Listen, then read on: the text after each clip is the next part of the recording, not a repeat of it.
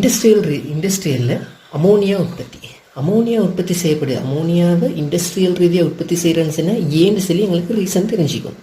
அப்போ அமோனியான்னு சொல்கிறது நாங்கள் பிரதானமாக நாங்கள் என்னத்துக்கு நாங்கள் யூஸ் பண்ணுறோம். அப்போ அந்த மூலப்பொருள் அந்த உற்பத்தியை நாங்கள் அந்தளவுக்கு நாங்கள் முக்கியத்துவம் கொடுக்கணும்னு சொல்லி கொஞ்சம் பார்க்கணும். அப்போ உலகளாவிய ரீதியில் சனத்தொகை எடுத்து பார்த்தேன்னு சொன்னால் இன்றைக்கு சனத்தொகை அன்னளவாக 7 பில்லியனாக. அப்போ இந்த சனத்தொகை 2050 கிட்டத்தட்ட 9 பில்லியனாக மாறும் சொல்லி எதிர்பார்க்கப்படுது. அப்போ சனத்தொகை அதிகரிப்புக்கு ஏற்றவாறு நாங்கள் மனிதன் உயிர் வாழணும்னு சொன்னால் உயிர்கள் எல்லாம் உயிர் வாழணும்னு சொன்னால் அதுக்கேற்ற மாதிரி உணவு உற்பத்தியும் அதிகரிக்கப்படும்.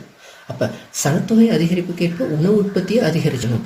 அப்போ உணவு உற்பத்திக்கு மெயின் தேவையாரு வளமாக்கிகள் தேவை. மெயின் உணவு உற்பத்தி செய்யப்படணும். அந்த உணவு உற்பத்திக்கு எங்களுக்கு மெயினாக தேவை வளமாக்கிகள். இப்போ வளமாக்கிகளுக்கு நாங்கள் வளமாக்கிகள் உற்பத்தி செய்யப்படணும் உணவு உற்பத்தி. அப்போ வளமாக்கியாக நாங்கள் பிரதானமாக நாங்கள் யூஸ் பண்ணுற வளமாக்கி அமோனியா.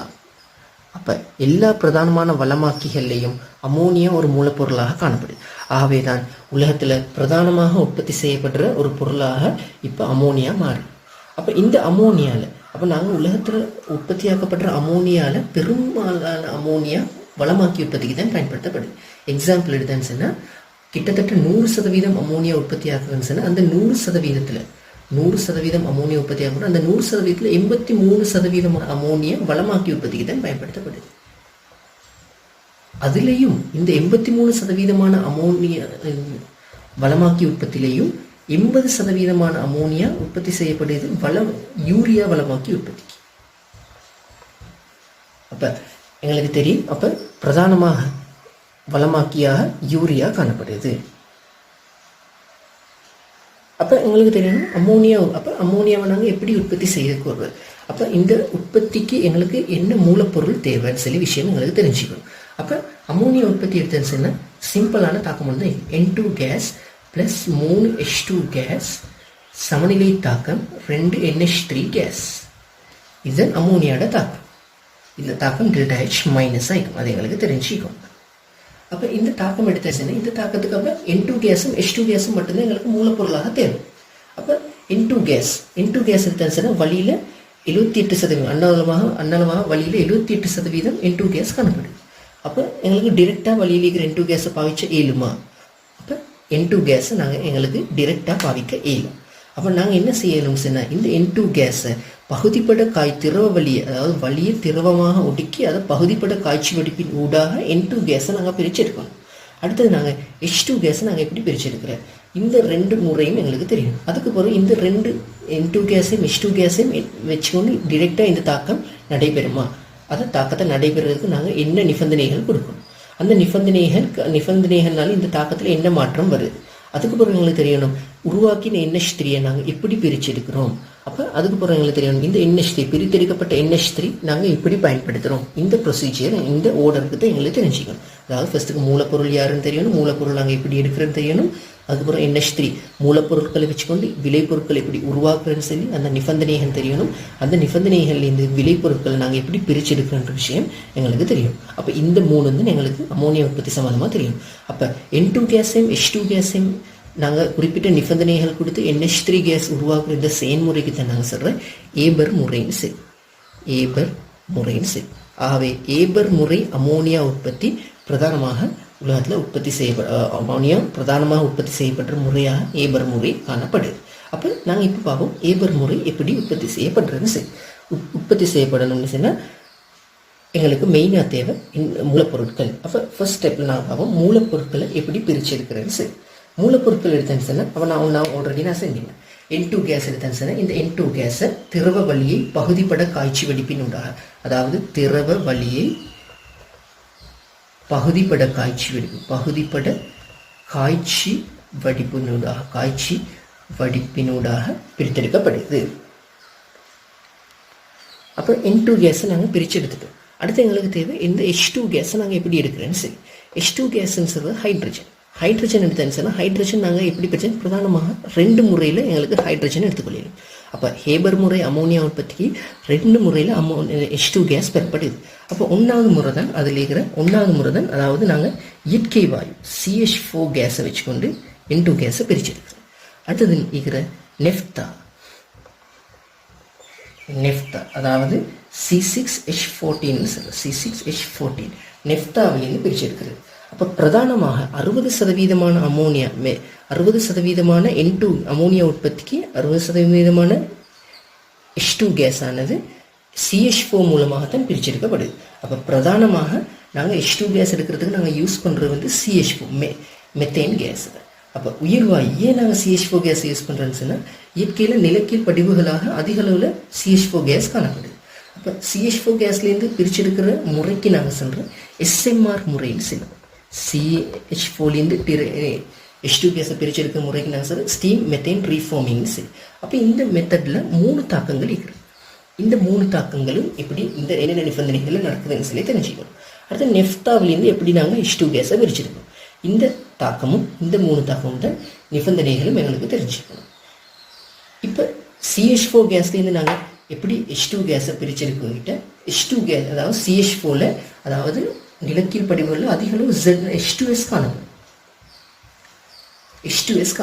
அப்போ H2S என்னன்னா அதாவது CH4லேருந்து H2 கேஸ் உருவாக்குறதுக்கு H2S ஒரு தடையாக அமையும். அப்போ நாங்கள் என்ன செய்யணும்னு சொன்னால் ஃபர்ஸ்ட்டு இந்த படிவுகளில் காணப்படுற H2S அகற்றணும்.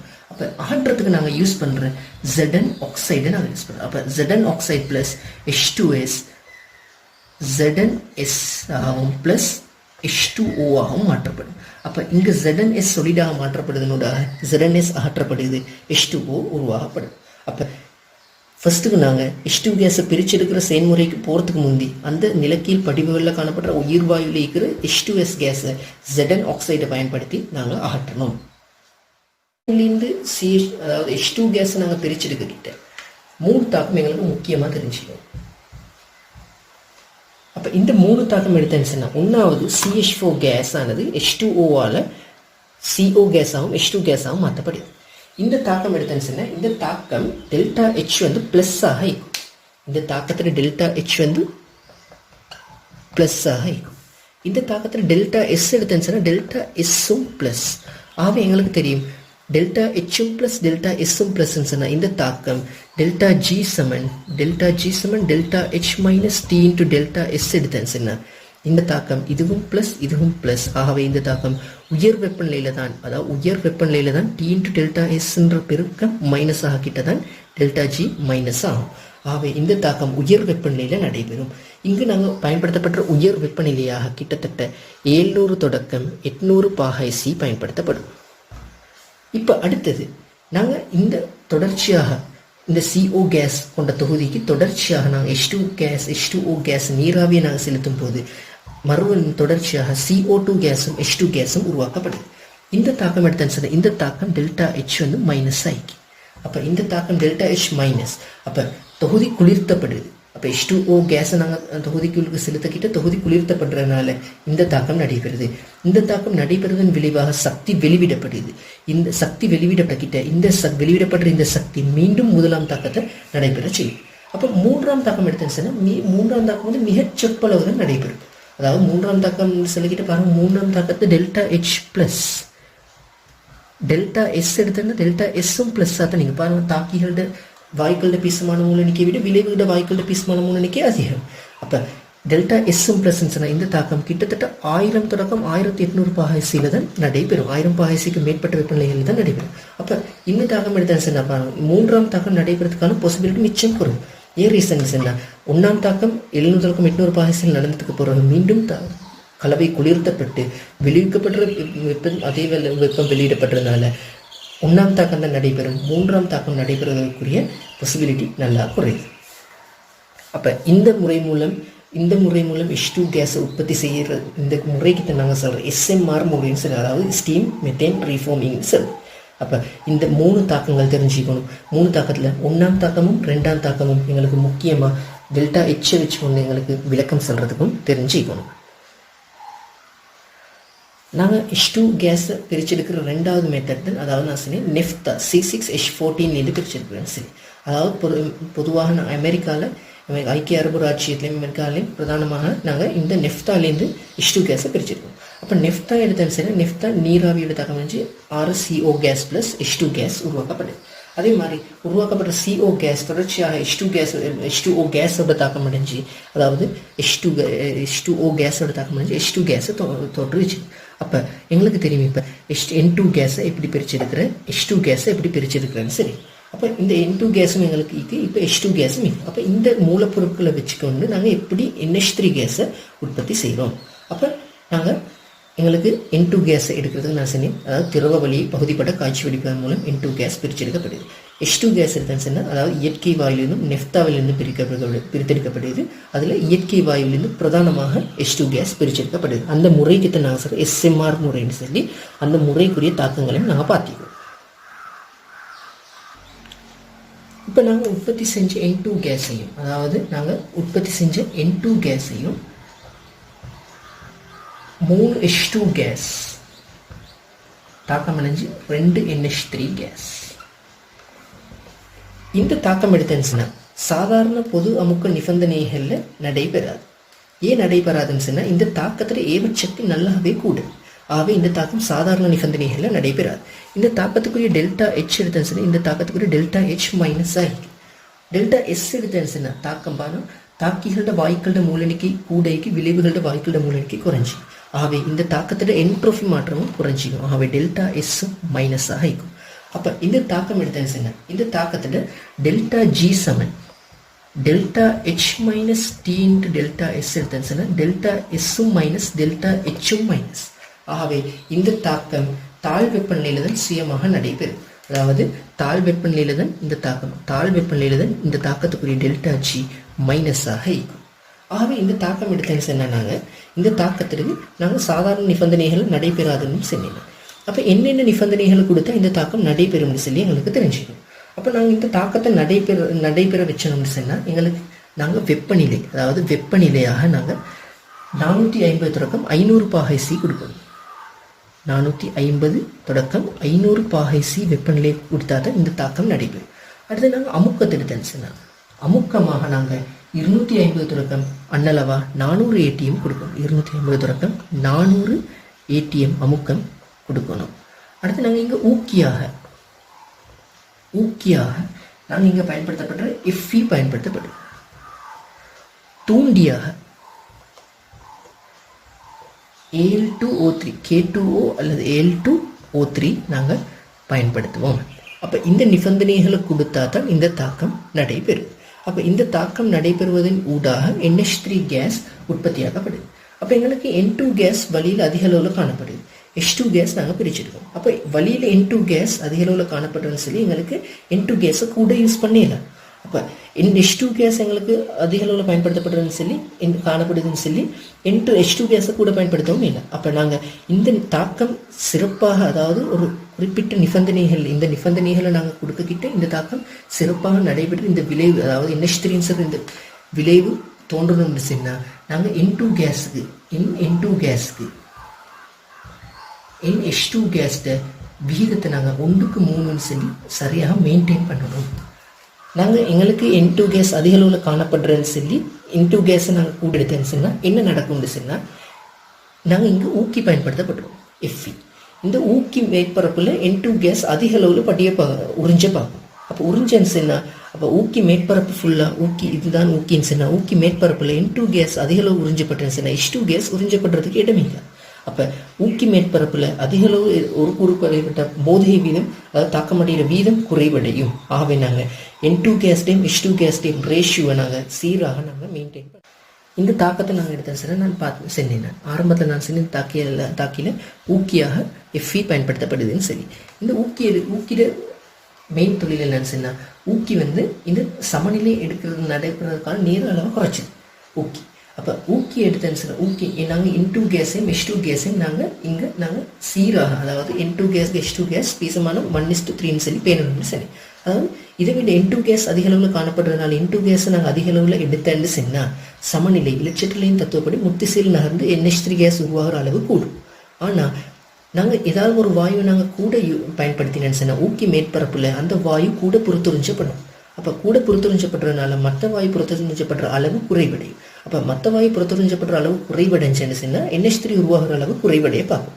அப்போ நாங்கள் N2 கேஸுக்கு H2 கேஸ் 1:3 சொல்கிற விகிதத்தில் நாங்கள் பயன்படுத்தப்பட்டோம்.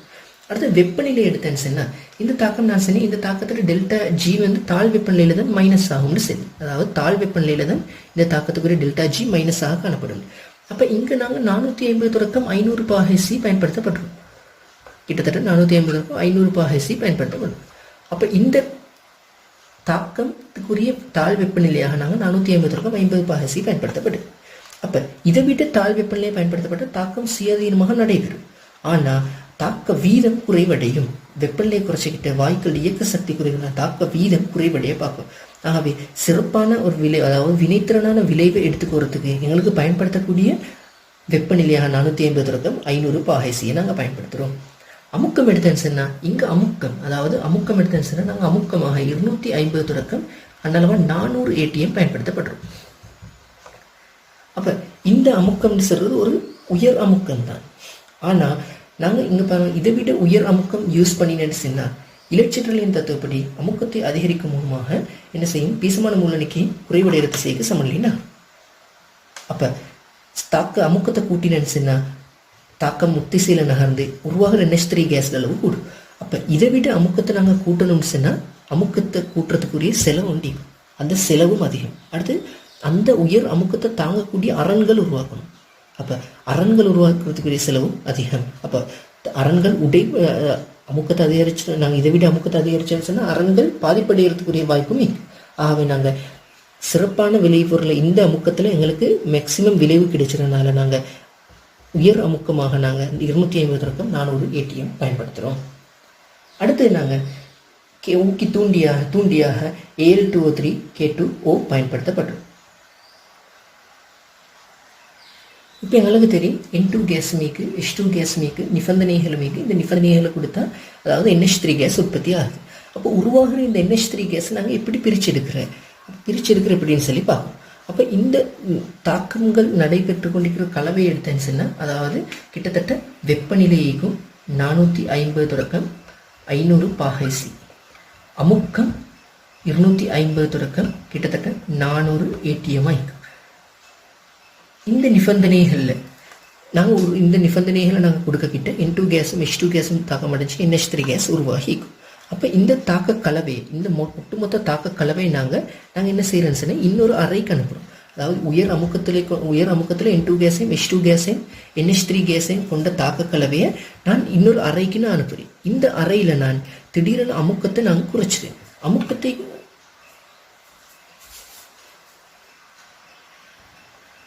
நான் இந்த அறையில் அமுக்கத்தை குறைச்சிடத்தோட நான் வெப்பநிலையும் குறைச்சிடுறேன். இந்த தொகுதியோட வெப்பநிலையும் நல்லாவே குறைச்சிடுறேன். நான் வெப்பநிலையை குறைச்சிக்கிட்ட என்ன செய்யும் சொன்னால் NH3 கேஸ் திரவமாக ஒடுங்கும். ஏன் மற்ற இது ரெண்டும் திரவமாக ஒடுங்காதான்னு கேட்டால் ஒடுங்காது. ஏன்னு சொன்னால் N2 கேஸ் கொதிநிலை எத்தனை -195.8 ஆகிக்கும். N2 கேஸ் -195.8 பாகைசியாக காணப்படும். அதே மாதிரி H2 கேஸ் கொதிநிலை எடுத்தான்னு சொன்னால் -252.9 ஆகிக்கும். -252.9 பாகைசியாக இருக்கும். NH3 கேஸ் கொதிநிலை எடுத்தான்னு சொன்னால் 33.34 பாகைசி ஆகிக்கும். -33.34 பாகைசி ஆகிக்கும். ஆகவே நான் இந்த தொகுதியை நான் இந்த வெப்பநிலை வரங்காட்டின் குளிர்த்தும் போது என்ன நடக்கும்னு சொன்னால் NH3 கேஸ், அதாவது இந்த வாயு கலவையில் அமுக்கத்து குறைக்கிட்ட இந்த வாயு கலவையில் இருக்கிற NH3 கேஸ் மாத்திரம் என்ன திரவமாக ஒடுக்கப்படுவதோடு இந்த திரவம் NH3 கேஸ் திரவம் வேறாக்கப்படும். NH3 கேஸ் லிக்விடாக மாற்றி வேறாக்கப்படும்.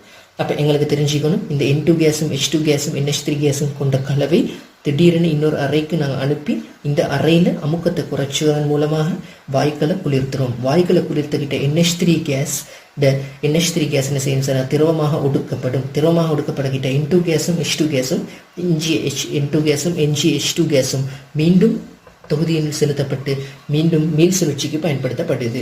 அப்போ இந்த பிரிச்செடுக்கப்பட்ட NH3 கேஸ் நாங்கள் வளமாக்கி உற்பத்திகளில் பயன்படுத்தப்படுது. அப்போ NH3 கேஸ் எடுத்தான்னு சொன்னால் NH3 கேஸ் பிரதானமாக வளமாக்கி உற்பத்திக்கு பயன்படுத்துறதோட நைலோன் உற்பத்தி, அது மாதிரி இன்னும் பல சேர்வைகள் ரைட்டு எங்களுக்கு தெரியணும் HNO3 உற்பத்தி அங்கே நாங்கள் இண்டஸ்ட்ரியல் இன்னொரு HNO3 உற்பத்திக்கு பயன்படுத்தப்படுது. அடுத்தது யூரியா உற்பத்திக்கு பயன்படுத்தப்படுது, பயோடீசல் உற்பத்திக்கு பயன்படுத்தப்படுது. இது மாதிரி அமோனியாடு இன்னும் 2-3 பயன்கள் எங்களுக்கு தெரிஞ்சுக்கணும். அதே மாதிரி அமோனியா சம்மந்தமான வந்த கேள்விகள் எடுத்து பார்த்தேன்னு சொன்னால் 2012 39வது MCQ, அதே மாதிரி 2013 எடுத்தான்னு சொன்னால் 27, அதோட சேர்த்து 22வது MCQ, 2014 33வது MCQ, 2016 47வது MCQ வந்து. அதே மாதிரி எஸ்ஏ எடுத்து பார்த்தேன்னு சொன்னால் லாஸ்ட்டாக 2015 ஒரு எஸ்ஏ வந்து, அதே மாதிரி 2011 எஸ்ஏ ஒன்று வந்து. 2015 2011 எஸ்ஏ கேள்விகள் வந்து. அப்போ இதோட சேர்த்து நீங்கள் அமோனியா உற்பத்தின்னு சொல்கிற சின்ன கன்செப்டில் எங்களுக்கு டெல்டா ஜியோட, அதாவது வெப்ப இயக்கவியலோட சம்மந்தப்படுத்தி எங்களுக்கு அமோனியா உற்பத்தியை விளக்கம் சொல்கிறதுக்கு தெரிகிறதோட இந்த MCQs செஞ்சு பார்த்து அதோடு சேர்த்து உங்களோட ரிசோர்ஸ் புக்கில் இருக்கிற முக்கியமான பாயிண்ட்ஸையும் வாசி பார்க்கணுன்றதாக தொடர்ச்சியாக MCQஸ்க்கு எங்களுக்கு லேசாக ஆன்சர் பண்ணக்கூடியதாக ஜஸாக்குல்லாஹ்.